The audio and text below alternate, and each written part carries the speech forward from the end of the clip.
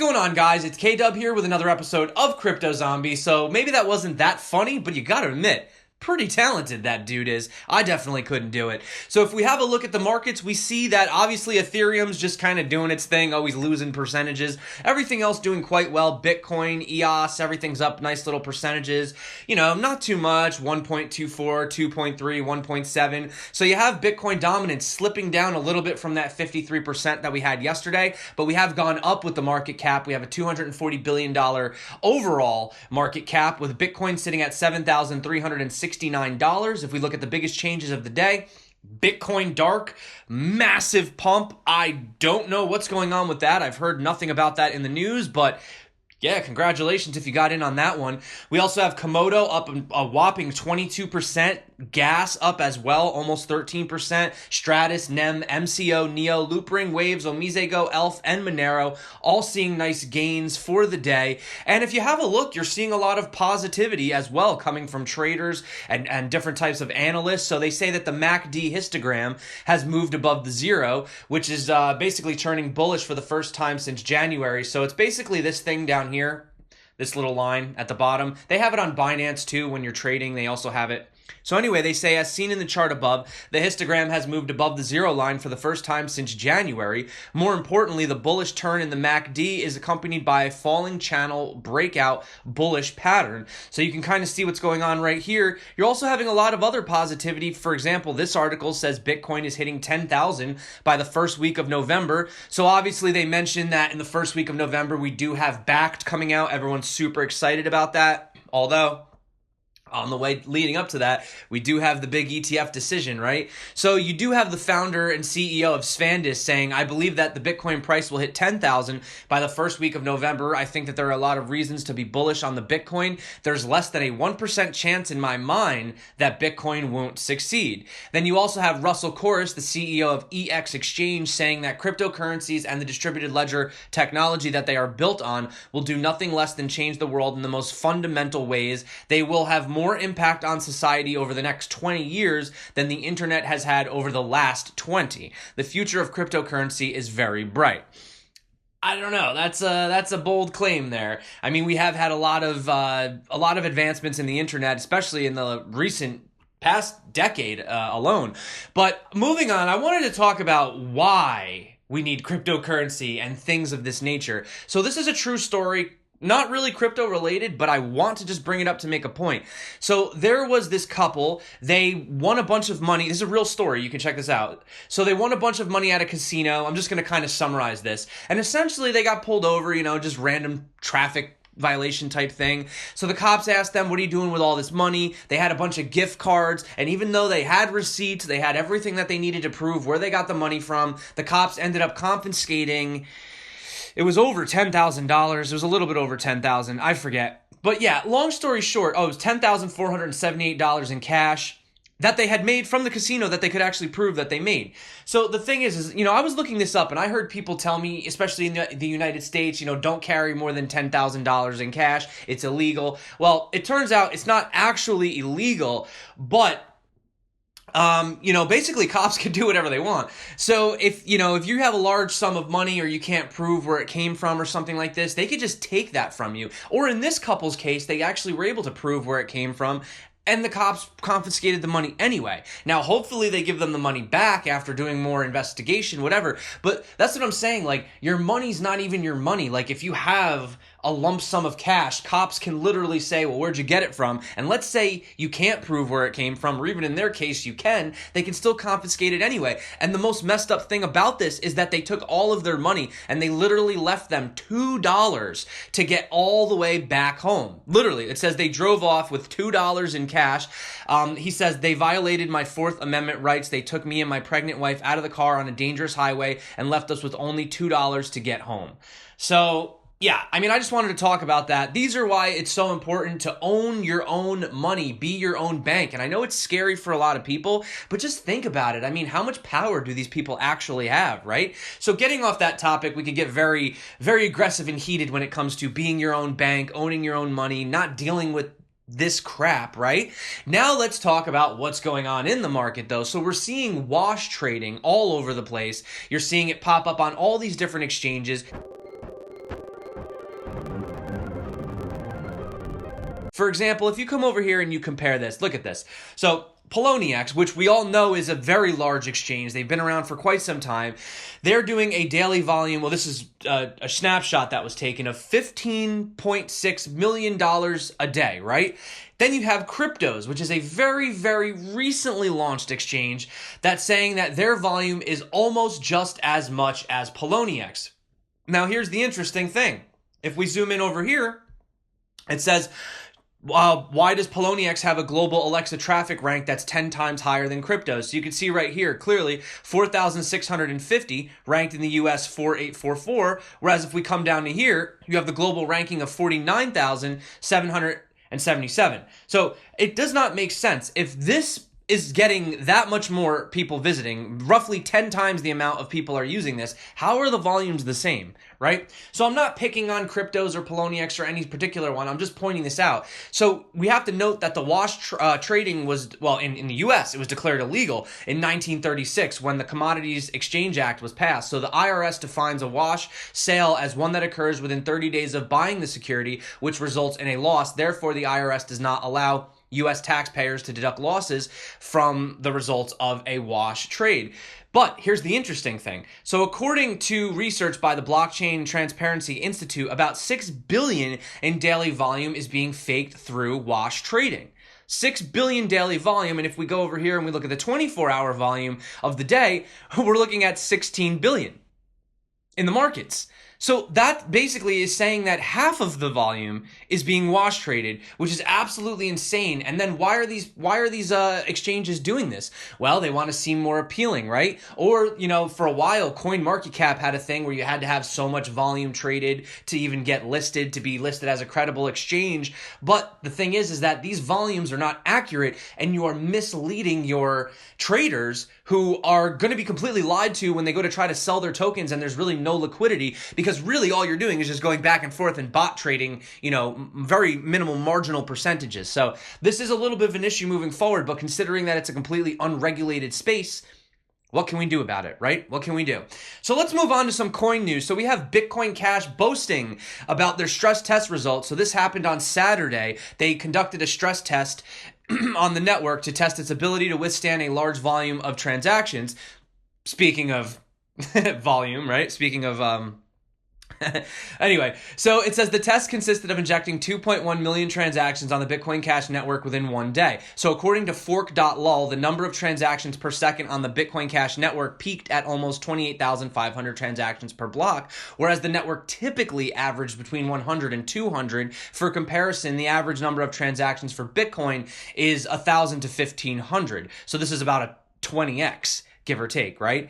But you then have Dan Larimer, the CTO of EOS, saying, he pointed out in a tweet over 7 days that even with the massive injection of the Bitcoin Cash stress test, the EOS network remained the one where there were the most transactions over a week, thus with approximately 49% of the total number of crypto transactions, which moves us on to our next topic of RAM on EOS. They are calling it a coder's nightmare. Why is that? Well, when you look at, for example, you take Yutin Chen, he was the CEO of Panda Fun, which was a game that was launched on EOS. So they bought 10,000 EOS RAM around $65,000, and then they staked 10,000 EOS for CPU at around 1,000 EOS for net. By contrast, if you were to deploy a smart contract on Ethereum, you'd only be paying a minor cost in gas, maybe between $1 to $100. So they're saying that this is incredibly more expensive.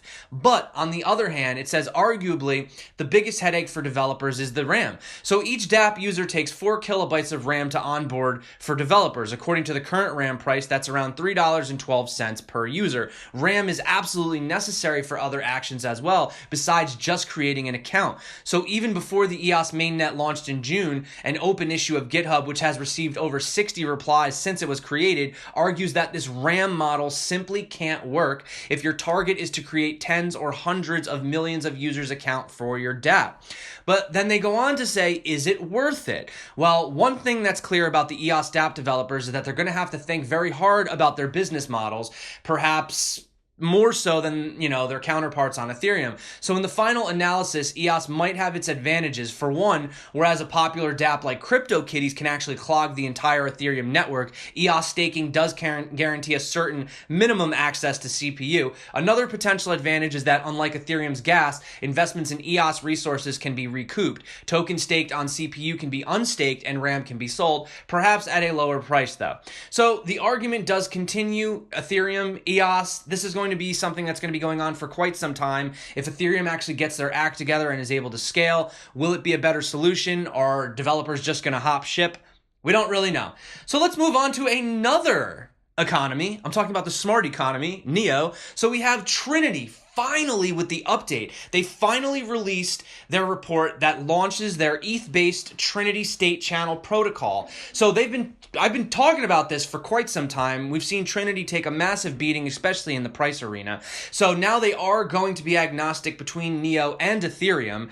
And if we go down here, some of the advantages, they say Trinity has recently begun to shift its focus to a broad range of technical research to explore the possibilities of off-chain solution. Areas of research conducted in the past few weeks include the add-delete mechanism for dynamic nodes that run the Byzantine fault tolerance consensus mechanism, privacy protection schemes applied in blockchains, application of state channels in blockchain-based authentication processes, and state machine of general state channels. So there you go. You now have state channels on Ethereum as well as NEO. It's been quite some time. We've been waiting for this update, but it's finally here. So if you guys want, you can definitely check that out. We also have a very, very huge update from NULS, another platform, another infrastructure. This is the infrastructures were huge last year. So NULS is kind of like the underdog in a way, but they have had this update. There's a lot of things that have been going on. Obviously, they had their successful mainnet swap, IDEX. A lot of news on the technology, preparing for their public beta.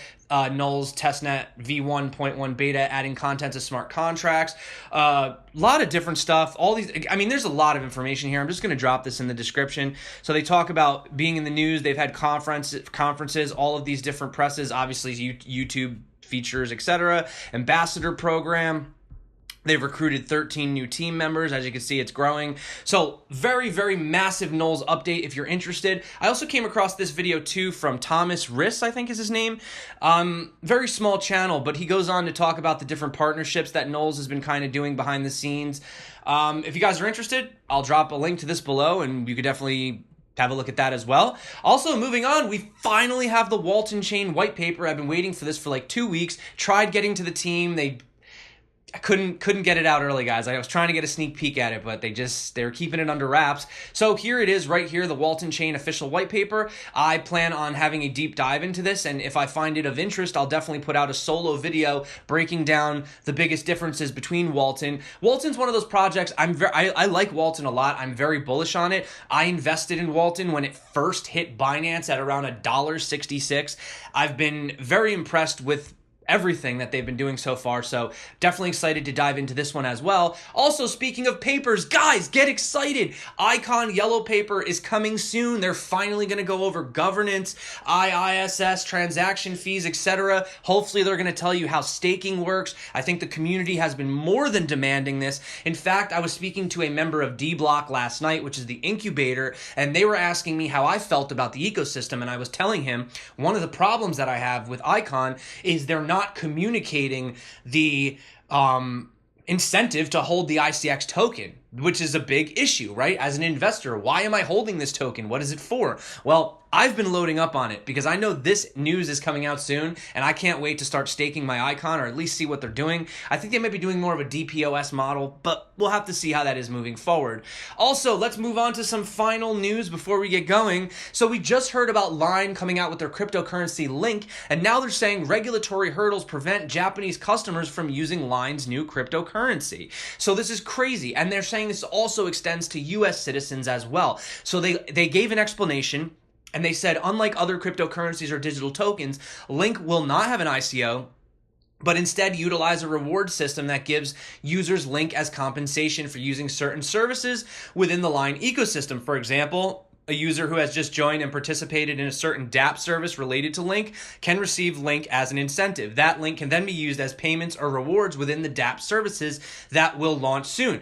But The issue is that they're not allowing them to use it in Japan or the US. So now they're trying to figure out what they can do. So what they did is now they have this thing called Link Elective, called Link Point, right? So this is going to be traded to Link once Bitbox gets authorization. So for residents in Japan, you're going to have Link Point will be received as rewards for activities in dApp services instead of Link. So essentially you're going to have a placeholder, which is so stupid. Like, what's the difference? So basically, like, I can hold like a little virtual coupon, but I can't have an actual crypto.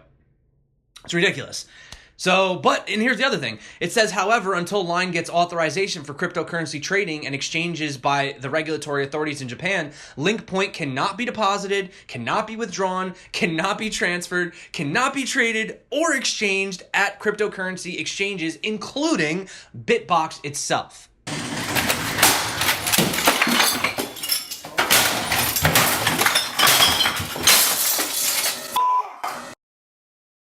Okay, yeah, I'm just as confused about this one as well. Now, here's a story. This is something that affects all of us, okay? Especially if you live in these, 5 nation states. Anyway, so this is what's going on. Now, this is quite serious. So a pact of 5 nation states dedicated to a global collected all surveillance mission has issued a memo calling on their government to demand tech companies build backdoor access to their users' encrypted data or face measures to force companies to comply. This kind of backdoor access would allow each government access to encrypted call and message data on their citizens. If the companies don't voluntarily allow access, the nations threaten to push through new legislation that would compel their help. So all these different apps that we like using, okay? The Five Eyes Pact was born to collect and share intelligence across the 5 countries, using each nation's diplomatic power and strategic locations as choke points to gather the rest of the world's communications. Now, without going into further detail, I don't know how much of this video I can play because I've been getting hit with a lot of copyright strikes lately on the channel from all these videos I put out, but watch this video. It's an honest ad, total spoof, but it's really not a joke, and it actually breaks down in layman's terms just how ridiculous this is. I'm going to try to play a few seconds of this, and we'll see if I can get away with them without taking the video down, so... Oh, relax. Despite how it sounds, we're not trying to access your data through your back door. We're just after the keys to your front door. Yup, us access will force tech companies to do our dirty work for us. For example, by making them insert a little secret source in their app, which lets us access your device once you download the latest update. And if they refuse, we'll find the shit out of them. Us access. It doesn't break encryption, only your trust in your favorite apps. So there you go, guys. I'm not going to play the whole thing, but definitely check that video out. It's a spoof type video, but it lays it right out, and you realize just how screwed up this stuff is. But, they claim that, they have their reason for why they're able to have surveillance on you or protecting you, right, and all that crap. Come on, guys, really?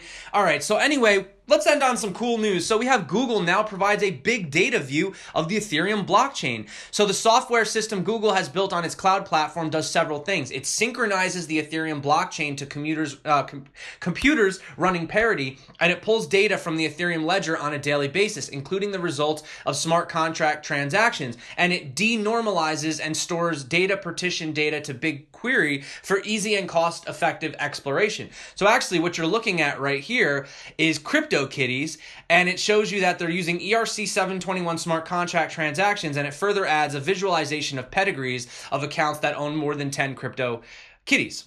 So there you go. I do have to say, this looks kind of pretty. I don't know if that's the actual, if that's it, but looks pretty cool, guys. And if that's not enough news to make you happy, Kiev's Bessarabsky market accepts cryptocurrencies for groceries. They also apparently accept Dash, NEM, and EOS, as well as Litecoin. And if that doesn't make you happy, guys, you can get Bitcoin for $1. Of course, I'm talking about chocolate Bitcoins from Walmart, but hey, spreading the good word, Walmart. Spreading the good word. That being said, I want to say thank you so much to everyone that's been coming back to my channel, everyone that's been liking, subscribing, and commenting. Love you guys. Hope you're having a great week so far. I know a lot of you are kind of getting back in the swing of things, right? With work, you had a long weekend. So I hope you guys have a great start to your week. And yeah, I will definitely see you next time, guys. So until next time, my name's K-Dub. This is Crypto Zombie. Stay crypto, and peace out.